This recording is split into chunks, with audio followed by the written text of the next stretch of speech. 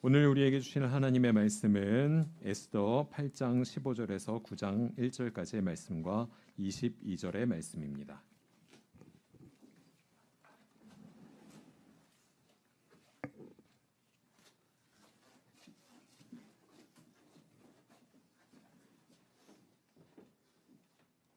모르드게는 보라색과 흰색으로 된 궁중 예복을 입고 큰 금관을 쓰고 고운 모시로 짠 붉은 겉옷을 입고 어전에서 물러나왔다. 수산성에서는 즐거운 잔치가 벌어졌다. 유다 사람들에게는 서광이 비치는 기쁘고 즐겁고 자랑스러운 날이었다. 지방마다 성읍마다 왕이 내린 명령과 조서가 전달된 곳에서는 어디에서나 그곳에 사는 유다 사람들이 잔치를 벌였다. 그들은 기뻐하고 즐거워하며 그날을 축제의 날로 삼았다. 그 땅에 사는 다른 민족들 가운데서 많은 사람들이 유다 사람들을 두려워하므로 유다 사람이 되기도 하였다. 12째 달인 아달월 13일 드디어 왕이 내린 명령과 조서대로 시행하는 날이 되었다. 이날은 본래 유다 사람의 원수들이 유다 사람을 없애려고 한 날인데 오히려 유다 사람이 자기들을 미워하는 자들을 없애는 날로 바뀌었다. 그날의 유다 사람이 원수들의 손에서 벗어났으며 그날의 유다 사람의 슬픔이 기쁨으로 바뀌었고 초상날이 잔칫날로 바뀌었으므로 모르드게는 그 이틀 동안을 잔치를 벌이면서 기뻐하는 명절로 정하고 서로 음식을 나누어 먹고 가난한 사람들에게 선물을 주는 날로 지키도록 지시하였다. 이는 하나님의 말씀입니다. 찬양 감사합니다. 주님께서 어떠한 순간에도 우리를 인도하시리라 믿습니다. 여러분도 같은 믿음 갖고 계시죠? 네. 고맙습니다. 좋으신 주님의 은총과 평강이 함께 하시기를 간절히 기원합니다. 지난 주일 우리는 에스더라는 한 여성의 성장 이야기를 나눴습니다. 부모 잃은 꼬마였던 그녀가 남의 집 살이를 하는 소녀로 컸고 참 비이성적인 궁궐에서도 자신을 낮추고 지혜롭게 살아남는 장면을 함께 보았습니다. 그리고 자기와 자기 민족의 위기 앞에서 마치 한 명의 용맹스러운 장수처럼 침착하지만 결연한 태도로 일어서는 장면도 우리는 함께 볼 수 있었습니다. 사흘간 금식한 뒤에 에스더는 죽으면 죽으리라는 각오로 대궐 안뜰에 들어섭니다. 그녀는 왕후의 화려한 예복을 갖춰 입고 위엄을 갖추고 시녀들을 거느리고 있었지만 그의 내면은 되물을 수 없는 어떤 자신의 처지와 상황 앞에서 불안이 엄습하고 있었을 것입니다. 두근두근 어찌 될까? 왕이 나에게 손을 내밀까? 다행스럽게도 왕은 에스더를 보고 귀를 내밀어서 가까이 다가오게 합니다. 우리 성경은 왕이 사랑스러운 마음으로 바라보고라고 번역하고 있지만 사실 원문에서는 그 행위의 주어가 에스더입니다. 그녀가 동사 나사라는 동사인데 얻다, 취하다라는 뜻을 갖고 있는 동사입니다. 이걸 직역하자면 이런 겁니다. 그녀가 그 왕의 눈, 그의 눈으로부터 호의, 사랑을 얻어냈다, 받아냈다, 이런 뜻을 갖고 있는 겁니다. 에스더가 수동적인 여인에서 매우 주체적으로 쟁취하는 여인으로 거듭나고 있음을 우리는 여기서 살펴볼 수 있습니다. 왕은 나라의 절반이라도 떼어주겠다라면서 청하는 건 뭐든지 말하라고 합니다. 에스더는 아주 조심스럽고 겸손하게 그냥 제가 바라는 건 제가 잔치를 열 터이니 왕과 그 당시 가장 높은 신하였던 하만을 초대하겠습니다. 그 초대에 응해 주십시오라고 겸손하게 부탁합니다. 성경은 왕이 곧 움직이기 시작했다고, 그리고 그 하만을 곧 불러들여서 같이 들어가기 시작했다라고 이야기합니다. 곧이라는 단어를 반복해서 사용함으로써 아수에로 왕이 얼마나 성격이 급한 사람인지, 즉흥적인 사람인지, 충동적인 사람인지를 보여주고 있습니다. 하지만 하나님께서는 그 왕의 이런 모난 면모까지도 사용하고 있음을 우리는 살펴보게 됩니다. 이제 진짜 기회가 왔구나라는 생각을 우리는 갖게 됩니다. 야, 이제 왕이 그렇게까지 다가와서 나라의 절반까지 떼어주겠다라고 했으니까 이제 유대 민족을 전멸시키려는 하만의 법령을 거둬달라고 말해 이런 마음이 우리 마음 가운데 샘솟듯합니다. 그런데 에스더는 도대체 무슨 마음인지 자기는 바라는 게 별로 없다는 거예요. 그래도 꼭 하나의 소망이 있다라고 한다면 오늘 잔치 잘 즐기시고 내일도 또 잔치를 열 테니까 그 잔치에 한 번 더 와달라고 그렇게 이야기를 합니다. 에스더는 소극적으로 뒤로 물러선 걸까요? 아니요, 저는 그녀가 가장 최적의 순간을 보면서 기다리고 있다라고 생각합니다. 오만한 하만의 경계를 늦추고 이리저리 정말 어디로 튈지 모르는 왕의 마음을 확실하게 붙잡을 수 있는 그 순간, 내가 제안을 했을 때 상대방이 그것을 거절할 수 없는 제안이 될 바로 그 순간을 기다리고 있는 것은 아닌가라고 생각이 듭니다. 그녀는 매우 신중하고 치밀한 전략가였습니다. 왕은 궁금한 마음이 극에 달했을 겁니다. 도대체 얼마나 대단한 청을 하려고 나 이렇게 뜸을 들이는가? 내가 이 나라의 왕인데 뭘 못 들어주겠는가? 다 들어주겠다. 내 존재가 얼마나 위대한지 보여주겠다라고 아마 속으로 결심했을 겁니다. 한편 하만은 내가 이 나라에서 정말 최고 가는 신하일 뿐만이 아니라 왕후의 잔치에 왕 이외에 초대된 단 한 명으로서 정말 높은 자리에 이르렀구나라고 하며 아주 기세에 등등했습니다. 이 기운을 몰아서 이제 내가 하고 싶은 걸 해야겠다라는 생각이 들은 거예요. 모두 다 나를 우러러보는 바로 그 순간, 내 눈의 가시, 나한테 고개를 숙이지 않는 단 한 사람, 그 모르드게를 사형시켜야겠다라는 마음을 먹습니다. 왕의 결제를 받아서 저를 사형시켜야지 하며 자기 집에다가 높은 장대를 만들고 거기다가 사형대를 설치합니다. 하만이 자기 집에 그 높은 사형대를 설치하고 있는 동안 왕은 밤이 되었는데도 잠이 오지 않는 거예요. 글쎄요, 왕후의 잔치에 갔는데 무슨 얘기인지 안 해줘서 궁금해서 잠이 안 왔는지 어쨌는지 모르겠습니다. 어쨌든 우연히도 잠이 안 오는 그날 왕의 역대기를 가져와서 읽게 시킵니다.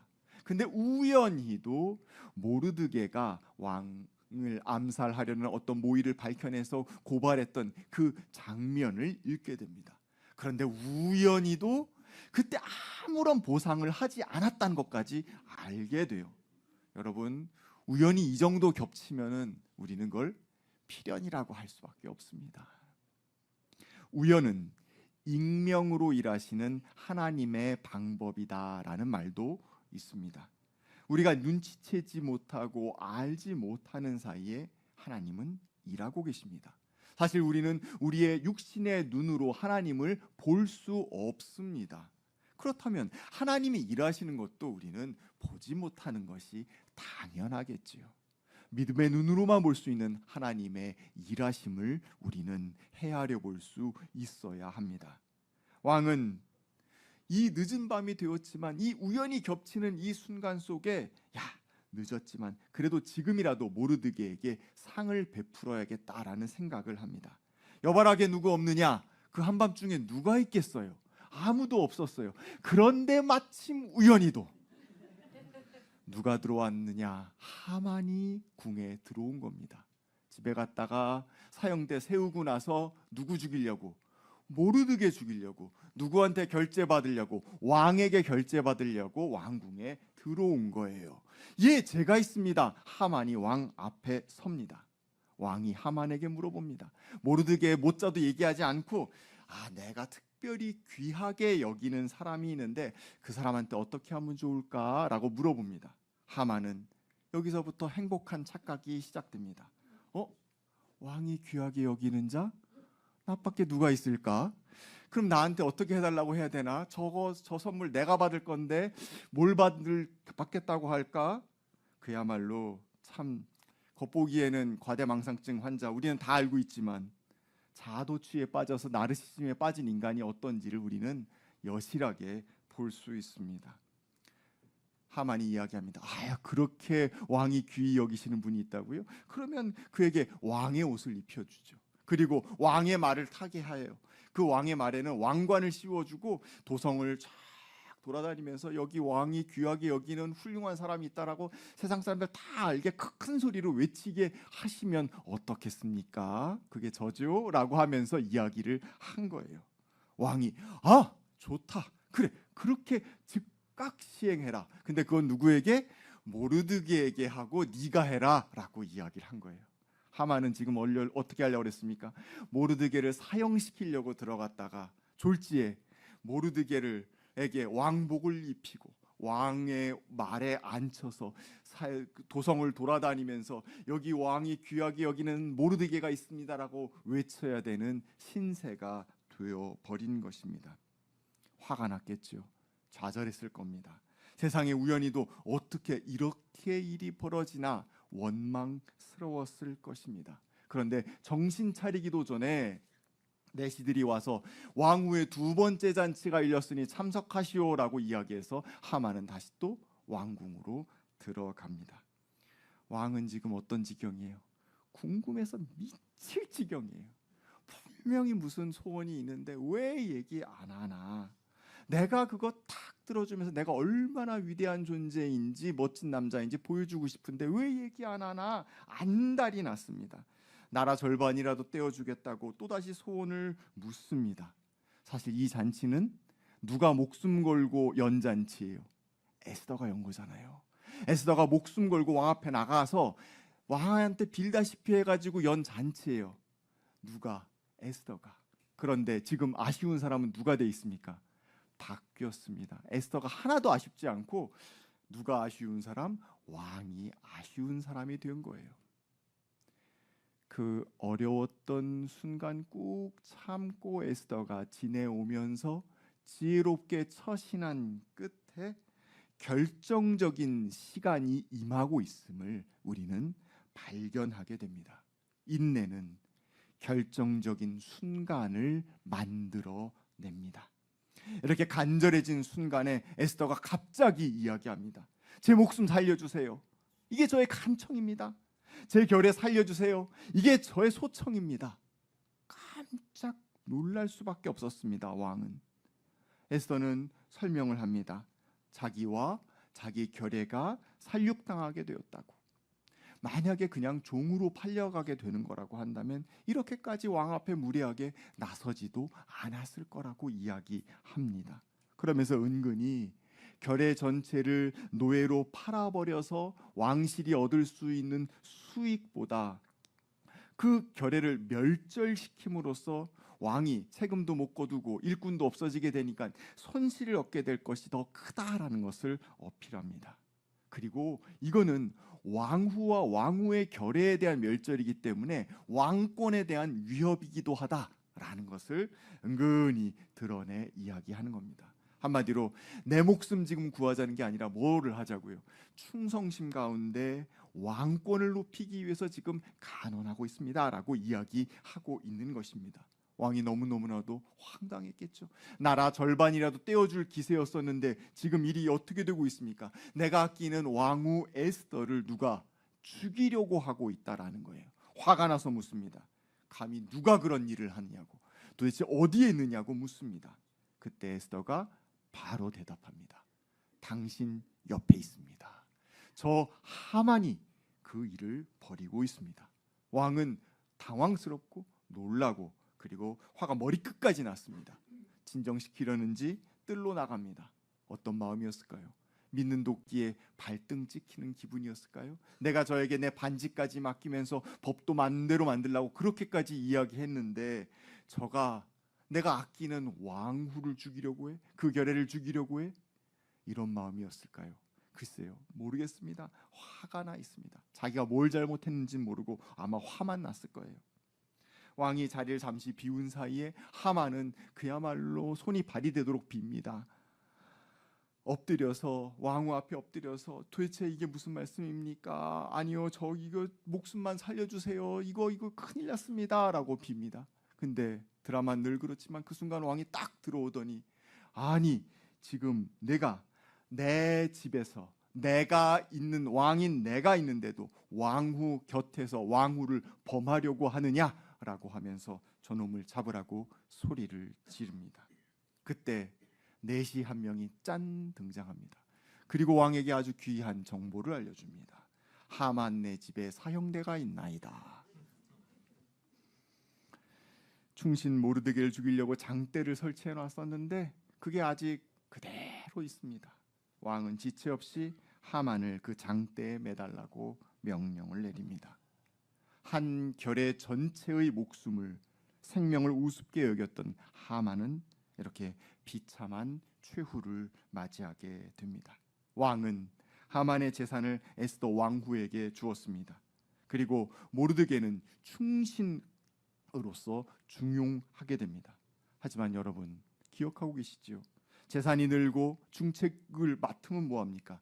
12월 13일 날 유대 민족은 남녀노소 모두 다 죽임을 당하고 재산을 뺏기는 법은 그대로 남아있는데 말입니다. 에스더가 필사적으로 다시 한번 용기를 냅니다. 왕 앞에 다시 한번 나갑니다. 그리고 이 악법을 폐해달라고 요청합니다. 에스더는 참 이 요청도 너무너무 지혜롭게 해요. 왕은 이 법하고 무관하시잖아요 라고 하면서 왕에게 면죄부를 먼저 줍니다. 그리고 이거 다 그 나쁜 하만이 만든 거예요. 그러니까 이 법 좀 없애주세요 라고 이야기합니다. 그런데 여러분 이 왕이 어떤 왕이었습니까? 우리의 기대를 저버리지 않고 역시나 가관인 대답을 합니다. 내가 하만 사형시켜줬잖아. 그리고 그 재산도 뺏어서 너 줬잖아. 그럼 됐지 뭐. 내 할 일 다 했어 라고 답변하는 거예요. 나머지 유대 사람 살리는 방안 그거 니네가 알아서 해 이렇게 이야기하는 거예요. 법을 만들든지 뭘 하든지 네가 알아서 해. 그 이유는 뭡니까? 알량하게 내 이름으로 먼저 만들었던 그 하만의 법, 유대 민족을 12월 13일 날 죽이라는 그 법 내 이름으로 만들었으니까 어떻게 패할 수 없어 내가. 그러니까 니네가 한번 지혜 짜봐 이렇게 이야기합니다. 참 뭔가 일이 잘 해결된 것 같은 순간에 뒤통수를 탁 치는 일들이 우리에게 얼마나 많이 일어납니까? 산 넘어 산입니다. 하지만 그럴 때일수록 무릎을 꿇지 말고 일어서야 할 때입니다. 다시 한번 힘을 끌어 모아야 할 때입니다. 어이없는 마음이었겠지만 왕후와 모르드게를 중심으로 지혜를 모아서 새로운 법을 만듭니다. 그 법의 내용은 무엇이냐? 12월 13일 그날 단 하루 유대인에게 자신을 방어해서 사람을 죽일 수 있는 권한을 주는 법을 만드는 거예요. 누군가 나를 공격하면 그 사람을 죽일 수도 있는 방어권을 주는 법을 만든 것입니다. 드디어 12월 13일이 되었습니다. 이날은 본래 어떤 날입니까? 유대 민족 전체가 멸절될 날이었습니다. 그들의 재산이 다 빼앗길 날이었습니다. 그런데 오히려 그들은 자신들에게 공격하는 사람들을 향하여서 자신의 생명을 지키고 그들을 멸하게 할 수 있는 권한을 가진 날이 됩니다. 에스더의 지혜로운 계획과 침착한 처신, 결정적인 순간에 목숨을 건 헌신을 통해서 그야말로 죽음의 날이 오히려 생명의 날, 구원의 날로 바뀌게 된 것입니다.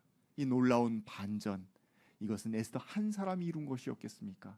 수많은 우연들을 만들어내고 계시는 하나님의 작품이었음을 우리는 고백하지 아니할 수 없습니다.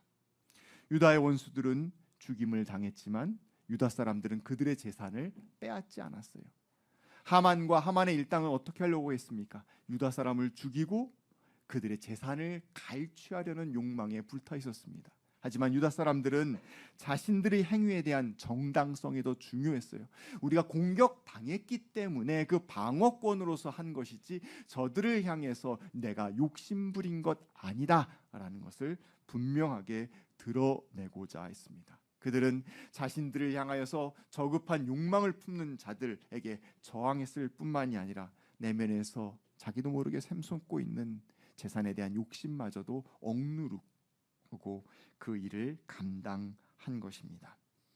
전국적으로 하루 그리고 수산성에는 이틀 동안 그러한 일이 벌어지고 난 뒤에 그들은 원수의 손에서 드디어 벗어날 수 있게 되었습니다. 성경은 슬픔이 기쁨으로 바뀌었고 초상날이 잔칫날로 바뀌었다라고 고백하고 있습니다. 그들은 서로 음식을 나누어 먹었습니다. 참 잘한 것 같습니다. 여러분 동의하시죠? 예.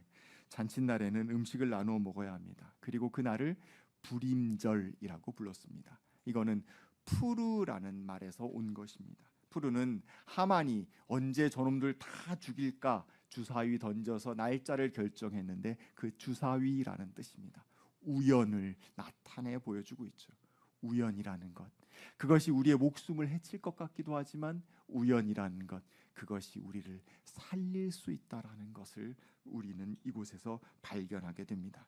불임절은 비이성적인 탄압과 이해할 수 없는 고난 가운데에서도 하나님의 사람들은 하나님을 신뢰하며 보이지 않는 곳에서 일하시는 하나님을 믿고 그날의 하루를 축제로 살아내야 한다라는 것을 보여주고 있습니다. 주님은 우리가 보이지 않는 곳에서 우리를 위해서 일하고 계시기 때문입니다. 성경은 이 축제가 특별히 가난한 사람들이 소외되지 않도록 기획되어 있다라고 정하고 있습니다. 보통은 가난한 사람들에게 구제하라라는 내용이 나와 있는데 이 구제라는 단어를 사용하지 않고 마타노트, 선물들을 주라라는 단어를 사용하고 있습니다. 한마디로 주는 사람과 받는 사람 사이의 동등성을 나타내고 있어요. 생색내고 구제하라는 뜻이 아니라 그야말로 내가 내 생명을 구원받은 은혜가 크니 그 마음으로 너도 내 곁에 있는 가난한 사람들에게 선물해 주라. 돌려받을 거 생각하지 말고, 칭찬 들을 거 생각하지 말고 선물해 주라. 하나님께 거저받았으니 너도 이웃에게 거저 나누라 라는 의미를 가지고 있는 것입니다. 기쁜 일, 행복한 일, 내가 살아난 일, 감사할 일, 축하할 일이 있다라고 한다면 우리는 그것을 하나님의 은혜라고 고백합니다. 그것이 진정 하나님께서 내게 거저 베풀어 주신 선물이라고 고백하는 사람이라고 한다면 내가 거저 받았으니 이 땅 가운데 그 은혜의 강물을 거저 흘려 보내야겠다라는 결심을 하는 것, 그것은 아주 당연한 일이 아닐까라는 생각이 듭니다. 주님께서는 우리를 구하셨을 뿐만이 아니라 우리가 주님의 복의 통로가 되기를 원하십니다. 구원받은 기쁨, 하나님께 생명을 선물 받은 기쁨은 세상 사람들에게 선물을 주는 기쁨으로 번역되어야 할 것입니다. 예배의 초대에서 인용한 어린이 매일 성경 신편 동시 축제 가운데 한 편 더 여러분과 나누고자 합니다. 김지아 어린이의 시입니다. 하나님은 엄마 아빠. 하나님 말씀은 나의 엄마 아빠다. 해도 되는 거 안 되는 거 알려주는 엄마 아빠다. 하나님 말씀은 나의 엄마 아빠다. 잘 못하는 것도 할 수 있게 해주는 엄마 아빠다. 하나님 말씀은 엄마 아빠다. 사랑한다고 말하고 안아주는 엄마 아빠다. 형제들과 사이좋게 지내라. 미워하지 말아라. 그래서 얄미운 오빠를 참아준다. 꼭 사랑해본다. 김지아 어린이, 하나님의 말씀을 받으면서 그 하나님의 말씀 가운데에서 자신을 사랑하고 안아주었던 엄마 아빠를 느낍니다. 그 은혜를 누렸어요. 그리고 그 충만함을 그녀는 어떻게 표현하고 있습니까? 늘 얄밉게 구는 그 오빠 참아주는 것으로서 자신이 세상에 선물을 주고 있는 것을 우리는 여기서 관찰하게 됩니다. 하나님께 받은 바 은혜를 얄미운 오빠에게 사랑의 수고로 번역한 김지아 어린이의 이 마음의 실천이 참 기특해 보입니다. 우리 삶의 슬픔을 주님께서는 기쁨으로 바꾸어 주셨습니다. 그 은혜를 잊지 마시기 바랍니다. 그리고 앞으로의 삶 속에서도 그 은혜를 늘 기대하시기 바랍니다. 그리고 내게 베풀어 주신 주님의 그 큰 사랑을 세상에 퍼나르면서 하루하루의 일상을 축제의 삶으로, 선물 주는 삶으로 바꾸어 낼 수 있는 저와 여러분이 되기를 간절히 기원합니다. 주신 말씀 두고 함께 거듭의 기도 드리겠습니다.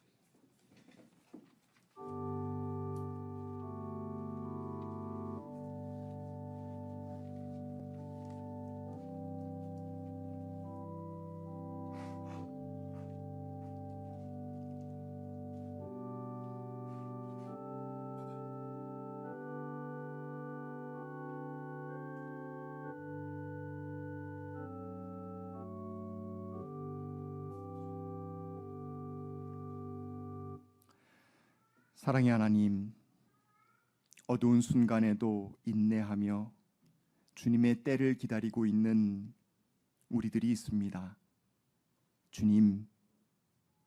주님께서 우리를 위해 일하고 계시고 주님께서 우리에게 길을 열어주고 계심을 믿습니다.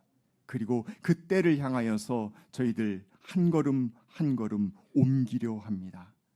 주님, 우리의 발걸음이 우리에게 베풀어 주신 은혜에 대한 감사의 발걸음이요, 우리의 내일을 활짝 환하게 열어주시는 은혜에 대한 기대의 발자국 될 수 있도록 역사하여 주시옵소서. 주님, 우리 받은 바 은혜 그냥 혼자 누리지 아니하고 이 땅 가운데 선물하는 자 되기를 원합니다. 주님께서 우리의 삶을 그리로 이끌어 주셔서 선물하며 일상을 축제로 누리는 우리들이 될 수 있도록 복 내려 주시옵소서. 예수님의 이름으로 기도하였습니다. 아멘.